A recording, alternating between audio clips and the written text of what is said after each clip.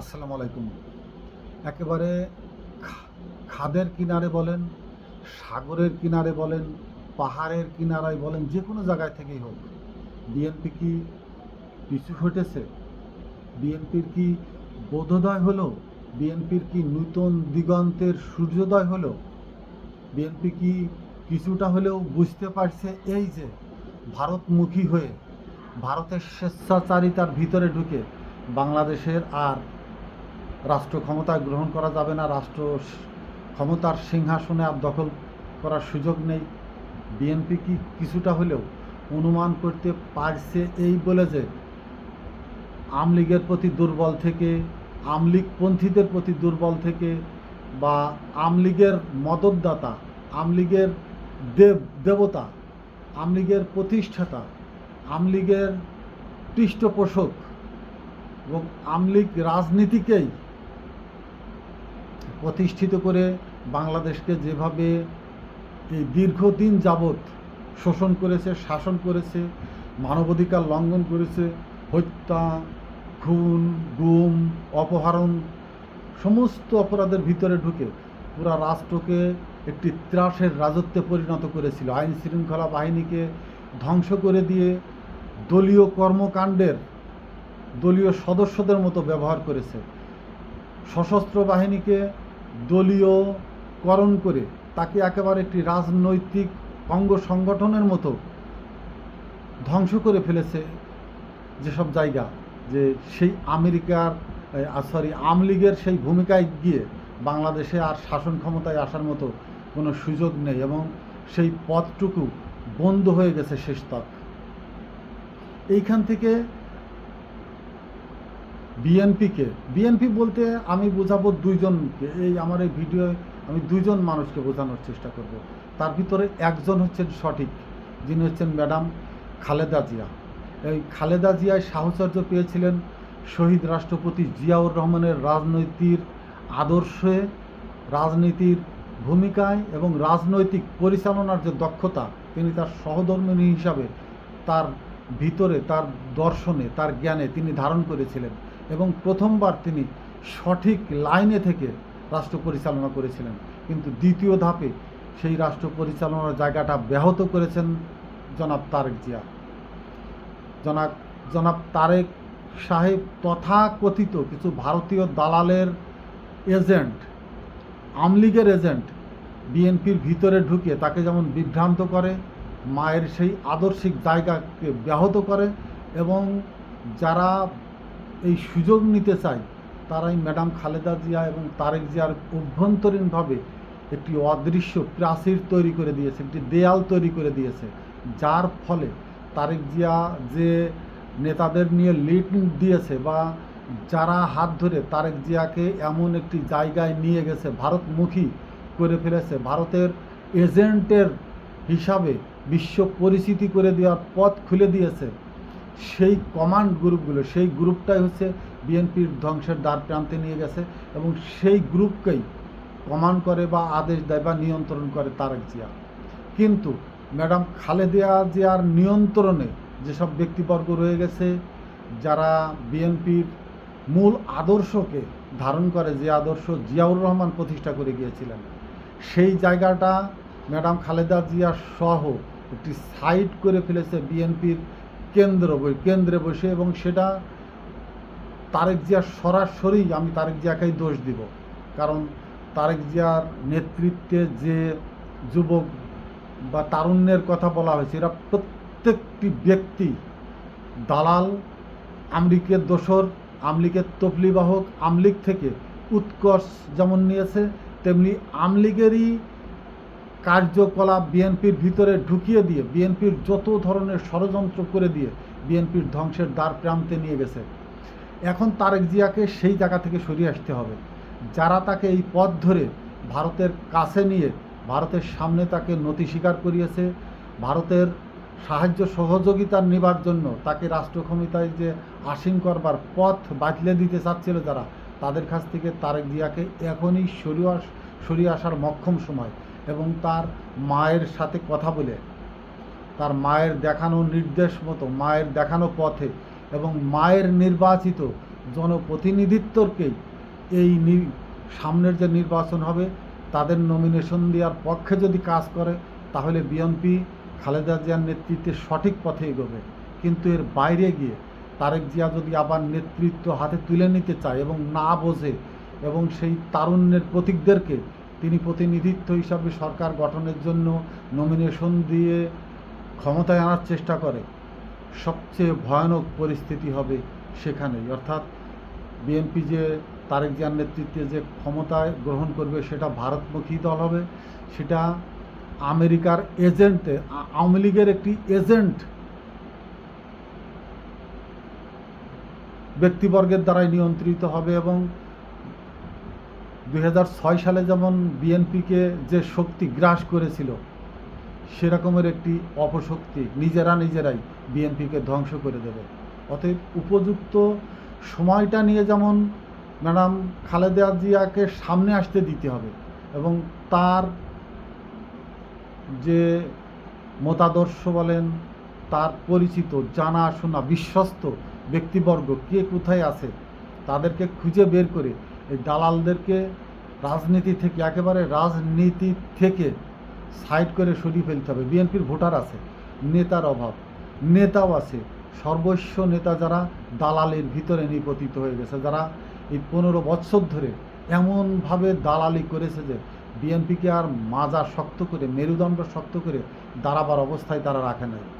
যদি না জুলাই আগস্টের আন্দোলন না হইতেই তরুণ সমাজ জেগে না উঠত, একেবারে 2041 সাল পর্যন্ত নির্ঘাত সেই স্বৈরশাসকের হাতেই এদেশ নিয়ন্ত্রিত থাকত, এবং সেই 41 সাল আসতে আসতে বিএনপির নামে যে একটি রাজনৈতিক সংগঠন এদেশে ছিল, সেই শব্দটি বলবার মতো আর কোনো প্রজন্ম বাকি থাকতো না, এটা বুঝতে হবে। সেই যে একটি প্রেক্ষাপট তৈরি হয়েছে, যাদের দ্বারা বলেন বা যারা এদেশে এই ধরনের একটি পটভূমি তৈরি করে দিয়েছে, তারা কিন্তু এখন সজাগ। তারা কিন্তু এখন তাদের পদধ্বনি, পায়ের আওয়াজ তুলতে শুরু করেছে, তাদের কণ্ঠ দিয়ে তারা কথা বলছে। এখন আপনাদের হয়তো যারা দৃষ্টি রেখেছেন মিডিয়ার দিকে বা বিশ্ব পরিমণ্ডলের রাজনীতির দিকে, তারা একটু খেয়াল করুন, একটি মেরুকরণ চলছে। দক্ষিণ এশিয়া নিয়ে রাজনীতির প্রেক্ষাপটে একটি বড় ধরনের মেরুকরণ চলছে। যে মিয়ানমার এতদিন ধরে বড় ধরনের গৃহযুদ্ধের ভিতরে ছিল, হুট করে চীন কেন মিয়ানমারের সেই জান্তা বাহিনীর পক্ষ হয়ে সেই আধিপত্যকারী আরেকটি যে সংগঠন, অর্থাৎ বার্মার যে যুদ্ধ করে যে অঞ্চলটা দখল করে নিয়েছিল, মিয়ানমারের যে অংশটা, সেখানে বড় ধরনের একটি জান্তা বাহিনী আবার অপারেশন শুরু করেছে, যুদ্ধ শুরু করেছে, বিমান হামলা, সমস্ত কিছু বড় ধরনের একটি অবস্থা তৈরি করে নিয়েছে তারা আবার। অর্থাৎ বাংলাদেশ এবং মিয়ানমারের মাঝখান দিয়ে আমেরিকা যে করিডোরটা চাচ্ছিল, এর পিছনে যে রাজনৈতিক পটভূমি ছিল, এবং ব্রেন্ট ক্রিস্টেনসেন যে উদ্দেশ্য নিয়ে, যে দক্ষিণ এশিয়ার যে রাজনৈতিক পটভূমি নিয়ে তিনি বাংলাদেশে আসছেন, চীন সেটার প্রতি সজাগ দৃষ্টি রাখছিল বলেই খ্রিস্টান দেশ আসার আগেই মিয়ানমারে কিন্তু চীনে তার শক্তি বাড়িয়েছেন, এবং মিয়ানমারে চীনের পূর্ণ সমর্থন নিয়ে এসে মিয়ানমারের পক্ষে দাঁড়িয়েছে। এখন বাংলাদেশকে আমেরিকা চাচ্ছে এই দক্ষিণ এশিয়ার কোনো রাজনৈতিক প্রেক্ষাপটের ভিতর থেকে, অর্থাৎ ভারত বলি, চায়না বলি, যার কথাই বলি না কেন, এই পরিমণ্ডলের থেকে পুরো বাংলাদেশকে বের করে নিয়ে আসে বাংলাদেশ স্বকীয় ধারায় সার্বভৌমত্বভাবে পূর্ণ স্বাধীনতা ভোগ করবে, যেন আর কারোর সাহায্য সহযোগিতা, পররাষ্ট্রনীতি, প্রতিরক্ষা চুক্তি, অস্ত্র বিনিময় বা অর্থনৈতিক সাহায্য সহযোগিতা, ব্যবসায়িক সুযোগ সুবিধা কোনোটাই যেন পার্শ্ববর্তী বা দক্ষিণ এশিয়ান কোনো রাষ্ট্রের থেকে না নেয়, বাংলাদেশকে সরাসরি লিড দিতে চায় আমেরিকা, এবং সেই লিডের পিছনে যা যা প্রয়োজন, যে শক্তির প্রয়োজন, সেই শক্তি নিহিত একেবারে পারমাণবিক একজন বোমা ব্রেন ক্রিস্টেনসেন আসছেন। একেবারে ডোনাল্ড ট্রাম্পের যে ক্ষমতা, পূর্ণ ট্রাম্পের ক্ষমতা তিনি নিয়ে বাংলাদেশে এসে বসবেন আমেরিকান অ্যাম্বাসিতে। অ্যাম্বাসিডার হিসাবে নয়, তিনি আমেরিকার একেবারে বর্তমান সরকারের একবার মানে স্টেট ডিপার্টমেন্টের যে শক্তি, আমেরিকার যে বর্তমান সরকারের যে শক্তি, তার পুরো শক্তি, পুরো পাওয়ার, সমস্ত ধরনের ক্ষমতা নিয়ে তিনি বাংলাদেশে আসছেন। এখানেই বাংলাদেশের রাজনৈতিক প্রেক্ষাপট যেমন পরিবর্তন হবে, ভূ রাজনৈতিক থেকে শুরু করে বিশ্বপটের যে বাংলাদেশের একটি ভূমিকা, রাজনৈতিক ভূমিকা বা বাংলাদেশের অবস্থানগত দিক দিয়ে যে বিশ্ব দরবারে তার যে শক্তিমত্তার একটি জায়গা বাংলাদেশে আছে, সেটাকে বিশ্বের মানচিত্রে আমেরিকা হয়তো আলাদাভাবে উপস্থাপন করতে চাচ্ছে। উপস্থাপিত হতে যাচ্ছে বাংলাদেশ, যেটা আমেরিকা নির্ভর করেছিল এতদিন, চেষ্টা করেছে ভারতের সাথে। আমেরিকা বিভিন্নভাবে ছলে বলে তার সাথে মিত্রতা করে, তার মোদিকে বন্ধু বানিয়ে ট্রাম্প বিভিন্নভাবে তার ভিতরে ঢোকার চেষ্টা করেছে, কিন্তু আমেরিকা ব্যর্থ হয়েছে যে কোনোভাবেই হোক। যার জন্য ভারতকে আমেরিকা ছেড়ে দিয়েছে, ছেড়ে বের হয়ে বাংলাদেশকে এখানে যেমন এস্টাবলিশ করতে চাচ্ছে, ঠিক তেমনি ওপাশে পাকিস্তানকে এস্টাবলিশ করতে চাচ্ছে। এবং পাকিস্তান যে সৌদির সাথে একটি প্রতিরক্ষা চুক্তি করেছে, এই চুক্তির ভিতরে বাংলাদেশকে আমেরিকা ঢুকে, বাংলাদেশে আমেরিকা ঢুকে এর ভিতরে বাংলাদেশ সহ হয়তো আমেরিকা নিজেও এর ভিতরে ঢোকার চেষ্টা করছে। এই লাইনটাই মাথায় নিতে হবে। এবং বাংলাদেশকে শুধু যে বাংলাদেশের ভূমি, ল্যান্ড ব্যবহার করবে সেটাও যেমন না, তেমনি বাংলাদেশ মিয়ানমারের ভিতর মাঝখান দিয়ে যে করিডোর চাচ্ছিলেন, যে করিডোর একেবারে ভারতের ত্রিপুরা পর্যন্ত, ত্রিপুরা সীমান্ত পর্যন্ত নিতে চাচ্ছিলেন, অর্থাৎ সমুদ্রপথে চট্টগ্রাম সমুদ্রবন্দর, সেখান থেকে করিডোর হয়ে বার্মাকে ডাইনে রেখে, বাংলাদেশকে বামে রেখে ভারতের ত্রিপুরা রাজ্য হয়ে ওদিকে চীনের বিপরীতমুখী একটি শক্তি দাঁড় করানো, এবং এপাশে ভারতের বিরুদ্ধে একটি শক্তি দাঁড় করানো। এই যে আমেরিকার একটি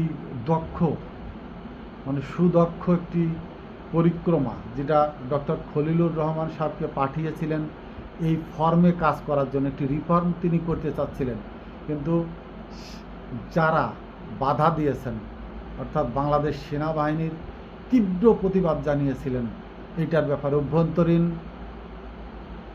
যে শক্তি দুর্বল হবে, ব্যাহত হবে, এবং আমেরিকার প্রতিপত্তি এখানে প্রতিষ্ঠিত হবে, তার প্রতিবাদ জানিয়েছিলেন। এবং সেই প্রতিবাদে কারা কারা স্বাক্ষর করেছিলেন সেই লিস্ট আমেরিকার হাতে, এবং সেই লিস্টের, এটা আমার বলা হয়তো ঠিক হবে না, অন্য ভাবে এটাকে বিশ্লেষণ যদি কেউ করে, সেখানে আমাকে আবার অন্যভাবে উপস্থাপন করা হবে। কিন্তু বাংলাদেশের যে শক্তি, আমেরিকার এই জায়গাতে ডক্টর খলিলুর রহমান সাহেবের এই পরিকল্পনার বিরোধিতা করেছিলেন, তারা কিন্তু মানবতা বিরোধী অপরাধের আসামি হয়ে গেছেন। অর্থাৎ সেনাবাহিনীর থেকে বলছে সেনাবাহিনী চাকরিচ্যুত হয়নি, চাকরিতে আছে, কিন্তু রাখতে পারবে না।